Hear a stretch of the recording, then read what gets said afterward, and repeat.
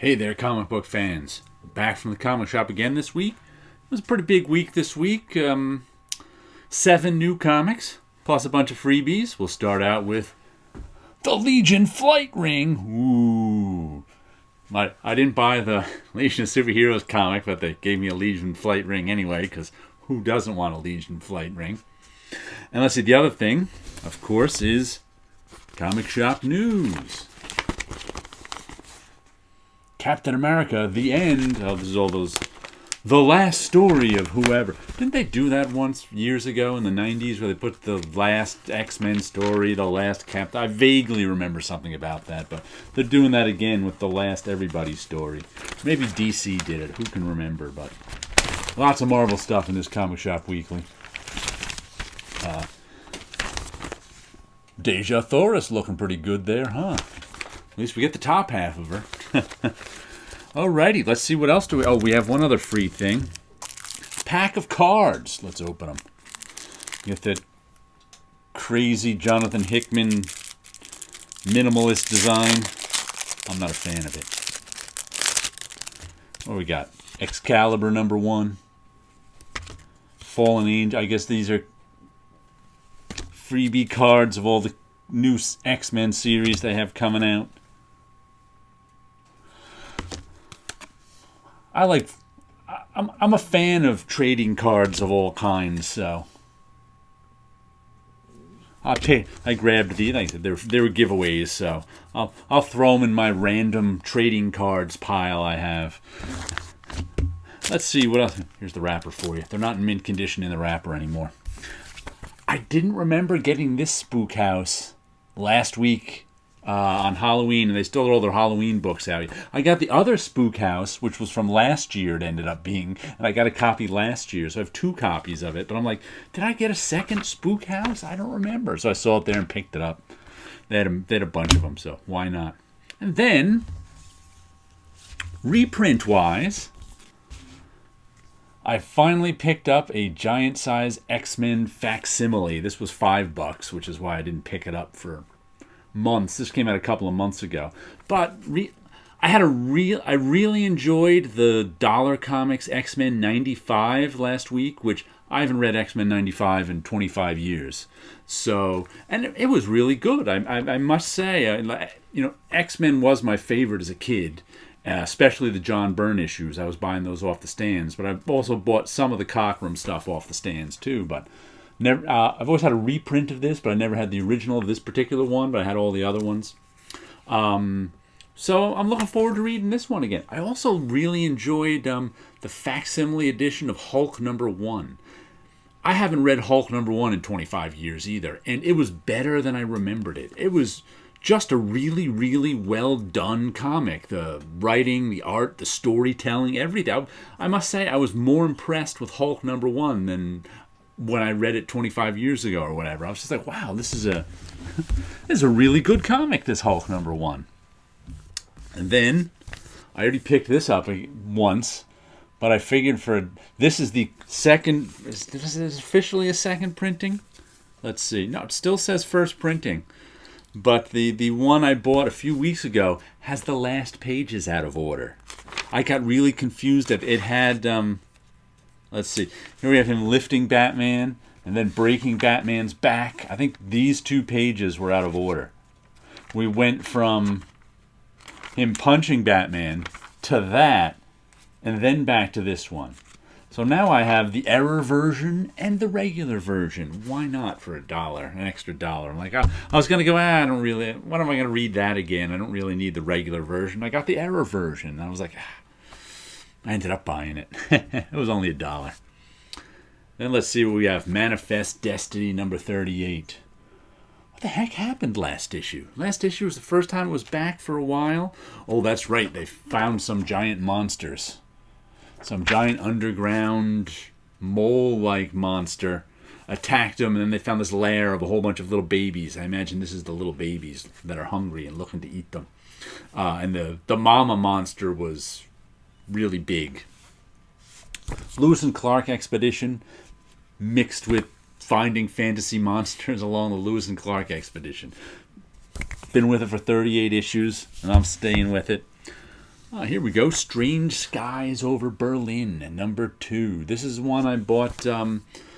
I read the first issue of digitally and then bought it the next week at the comic shop.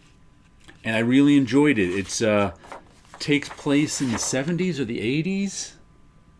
I can't remember what. I like the artwork, but it's very Cold War. It's very, it's a historical story. It's a spy story. There's this one guy who's in East Berlin, the communist side, except he's a spy for the West. And some Strange Skies refers to there was some UFO event that happened right over the Berlin Wall. That event. And then this guy is supposed to find out what that event was and what happened for the West, for the spies, and he ends up having to investigate it for East Berlin too. But then this guy who's hunting him found him, and he's locked in this laboratory that just got contaminated from whatever this event was. So it's lots of paranoia, lots of spy stuff, lots of, oh no, I'm trapped in here with the spy guy that's hunting me, and he's gunned, then they're going to execute me if they find me. So really enjoyed the first issue. Who did this? Jeff Loveness, Lissandro Esterin, and Patricio Del Pesce. Liked the first. I think it's only a 5-issue mini. Most of this Boom stuff is mini-series, so I assume it's a 5 or 6-issue mini, maybe even who knows. But really like the first issue. Gonna like the second. Here's what I like better, when they put how many issues the mini-series is right on the cover. #2 of 8, Grendel, Devil's Odyssey, #2, and this is weird because this is Grendel Prime, which is not the Hunter Rose Grendel, who kind of takes place in our time and before. This Grendel takes place way in the future, and this is Matt Wagner artwork. And the story is like Grendel Prime is, I don't even know where they are, out in space somewhere, and he's like this mystical Grendel creature, and there's a whole civilization that grew up around him. And now the civilization, the head of the civilization, the king, was like summoned him back and was like, dude, Grendel, we need you to go on a quest. And he's like, I haven't listened to you for 1,000 years. What do you want me to go on a quest? And he's like, well, as you can see, our city is under siege, and they're going to kill us all. So Grendel, but he's like, but you might. The king was like, you might like this part, Grendel. This might make you do it. The original, whoever from hundreds of years ago, the first king of Grendelland, they had his DNA and have been cloning him. So they used their last of their resources to build a spaceship. And they sent Grendel Prime off on the spaceship to look for a new planet to rebuild civilization with these clones of the original kings or something, and queens and whoever else they are. So this series is about Devil's Odyssey, is about Grendel looking for a planet to settle on with these people. Well, they're not even people yet. I think they're just potential people because we haven't seen any of them. He just talks to his robot sidekick, basically. And he just ran into this thing floating up here. He's like his robot sidekick, who's his guide. So, liked the first issue. Enjoy Matt Wagner's stuff. We'll keep going. Speaking of guy whose stuff I enjoy, here we go with Terry Moore, 5 years. All the characters of the Terryverse have come together, and they've got 5 years to save the world. Otherwise, they build this something called a PHI, a phi bomb, that when whoever detonates it first, it's probably going to destroy everything. And they all know, and the people building it know there's a chance that it's going to destroy everything, but they're building it anyway. But all the good guys in 5 years know that it's definitely going to destroy everything. There's our little devil girl from Rachel Rising.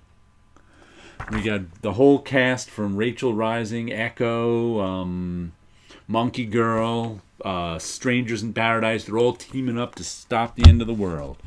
It's as good as any other Terry Moore stuff, so jump on. And our last one, well, actually I have a couple other things to show you, because the actual Roger, double-sized final issue is here. $1.99 for a double-sized issue. Not bad. This, it was $1.50 for most of the series, 5-issue series, and I think I like the beginning of it better than kind of the middle. We'll see how it ends. But it's $1.50 an issue, so that's pretty good. And it's got this sort of retro early 90s Valiant Comics coloring in it. I enjoyed it. There's a story about it's an all ages story about a superhero sidekick who discovers he has powers, and they give him to a superhero to train, and the superhero isn't the least bit interested in training him, and he's got his own thing going on. It's a sort of modernist superhero world where the superheroes get paid for stuff and are looking for business and this and that. They're not necessarily straight up heroes doing things out of the goodness of their own heart, but they're not really jaded and ugly either. So because it's an all ages comic, but I've enjoyed it so far. And then, for the first time in 25 years, I renewed my library card. And because I saw a bunch of other people on YouTube were always like, I went to the library to check out what graphic novels they had or whatever. So I did that, renewed my card, went to check out the graphic novels. The graphic novel section was pitiful at my local library. There was like that many graphic novels on a shelf. There's supposedly more down in the kids area. I guess the superhero stuff is down there, but I haven't looked. But you can order stuff from other libraries and they send it to yours. So that's what I ended up doing. First I read Boxer by the guy who did American Born Chinese. I can't remember his name. But it's about the Boxer Rebellion in 1900 or so. And that was really good. But I returned that one today because they have a couple of the books I ordered. The first being the Daniel Clowes Reader. Huh? How about that? And it's got essays about Daniel Clowes' work. I always vacillate between Clowes and Clowes. There's Ghost World. All sorts of other. They've just reprinted a bunch of his work, and they've got essays about it. I was like, okay, I didn't know that existed. I'll give that a read. Why not? And then I got Clyde Fans. This just came out.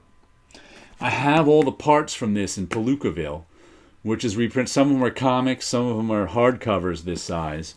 But this is one of my favorite stories, and it ended recently, and they just put it out in this big volume. Look, there's a die cast on the cover. And I wanted to read it all together. Eventually, I'll buy this version, but it's like $40. I'm like, you know what? Let's just order it from the library for now. Because like I said, I have all of it in various comics and books. So it's not like I was in a rush to buy this version of it. But one of my apps, Seth Gregory Gallant, is one of my favorite cartoonists. So I can't wait to read this all. I really like this book. It's a man sitting around at the end of his life contemplating his life, basically, and he was a fan salesman. Some people might not find that very exciting, but I enjoy it thoroughly. Then the other thing I got, the library had a section called Free Books, where they were like, take any of these, just let the checkout desk know how many you took. So I got China Diary, David Hockney, and who was the other one? Steven Spender. David Hockney is a famous artist. He's British, but also lives in Los Angeles. He was like one of the L.A. painters in the 60s. He's done many other things. You can look him up. He's one of the most famous modern artists. But they got drawings and photos. He's also a photographer. Where's some of his... Here we go. Random drawings and things. I was like, this came out in 1982. Never heard of it, but I saw David Hockney's name and was like, I'll take a free David Hockney book. Why not? I'll go with that. So, nice little drawing there of Mao. I think that is random woman on a page. So, go to your local library, check out some graphic novels, and maybe come home with some free art diaries. I'll show you a little artwork. This was what I was just working on. Another of my dreams of things. I left this one. I'm still not sure. I might do a little more inking on this, or I might leave it all the way open for color. I'm not positive. I'm not sure. I kind of just ran out of time with it and went, I'm not sure if I'm done or not, which usually means I'm not done. But we might put another hour or two into this one before I color it. But we'll show you in case people missed the big one. This is from a few months ago. When is it? 5/27/19. I probably showed it off once before, but we'll show it off again because I just moved it into the background. Some nice big snap. That's the name of this one. I kind of like that. I like this guy. I like Big Snap.